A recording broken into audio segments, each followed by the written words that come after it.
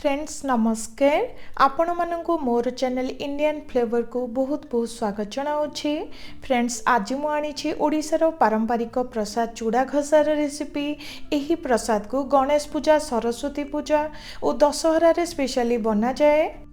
दुई हाथ रे चूड़ा को घी सह घसा जाए तो यही प्रसाद ना चूड़ा घसा रखा जाइए। जदि रेसिपीटी पसंद आसे गोटे लाइक करदेवे, नुआ थिले चैनल टी को सब्सक्राइब करदेवे। तो चलतु रेसिपीटी को स्टार्ट करिबा। चूड़ा घसा पे यही सब सामग्री को नहीं देखंतु। एठी मो गोटे कप हेबो चूड़ा को नहीं। चूड़ा को भल भाव सफा कर नहीं। ता सहित देखंतु एठी मो आधे कप हेबो नडिया कोरो और अल्प टिके नडिया खंड को नहीं, जहा द्वारा बहुत सुंदर टेस्ट आसी थाए। एठी देखंतु अल्प टिके गुड़ को नहीं, प्राय 2 ରୁ 3 चमच हेबो गुड़ को नहीं। एठी आपण माने चीनी मध्य नहीं परिबे। एठी देखंतु अल्प टिके बूंदी को नहीं, बूंदी द्वारा बहुत सुंदर टेस्ट आसीबो। एठी आपण माने लड्डू मध्य नहीं परिबे। ता सहित अल्प टिके अलैच और गोलमरीचर गुंड को नहीं, प्राय 2 ରୁ 3 चामच हेबो घी को नहीं। ता सहित अल्प टिके नाशपति कदली और अंगूर को नहीं। एठी आपण माने आपण मानक हिसाब रे फ्रूट्स को नेबे।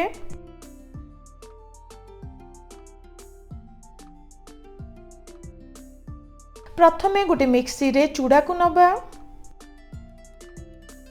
मार्केट रो चूड़ा आनिबा टाइम रे चूड़ा रे धान बाकी जिनिस मध्य थाए, तो चूड़ा को भल भाव सफा करि नेबे।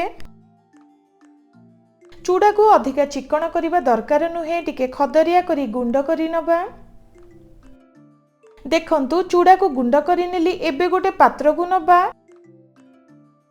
फ्रेंड्स देखंतु अधिका चिकन नुहे, एही परी टिके खदरिया लागुची, एही परी ही रहिबा दरकार।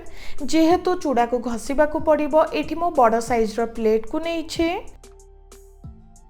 एबे सेथिरे घियो देई दबा। एठी मो प्राय 2 ରୁ 3 चमच हेबो घियो को देउची। घियो को देला परे दुई हाथ रे एही परी चूड़ा को घियो सह भल भाव रे घसी नबा। फ्रेंड्स एठी मने रखिबे, जिते भल भाव रे घसीबे सेते सुंदर बास्ना और टेस्ट आसीबो। कंटिन्यूअसली एही परी चूड़ा को घियो सह प्राय 4 ରୁ 5 मिनिट पई घसी नबा। किछि समय परे देखंतु घियो चूड़ा सह भल भाव रे मिसी गलानी। एबे सेथिरे गुड़ को देउची।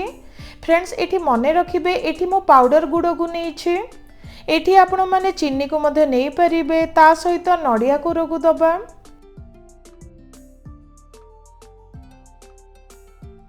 नडिया कोरो को देला परे अलैच और गोलमरीच गुंड को देउछि। ता सहित बूंदी को दबा। बूंदी को देला परे भल भाव सब को मिसाई नबा। फ्रेंड्स एही चूड़ा घसा रे अल्प टिके खाइबा कर्पूर और नडिया पानी मध्य देई परिबे। देखंतु भल भाव एही परी मिसाई नबा। भल भाव सब को मिसाई नेली। शेषरे सेथिरे फ्रूट्स को दबा। फ्रूट्स को देला परे भल भाव पुणी थरे मिसाई नेउछि। फ्रेंड्स एही चूड़ा घसाटी प्रस्तुत करिबा बहुत सहज। जेते बेले मन हेबो सेते बेले प्रस्तुत करि परिबे। तो देखंतु हमर चूड़ा घसाटी रेडी हे गला। एबे गोटे प्लेट को काढी नबा। तो फ्रेंड्स आशा करुछि आज रही चूड़ा घसाटी आपण माननकु पसंद आसीथिबो। निश्चित ट्राई करिवे। केमिति लागिले निश्चित शेयर करिवे। रहुछि नमस्कार।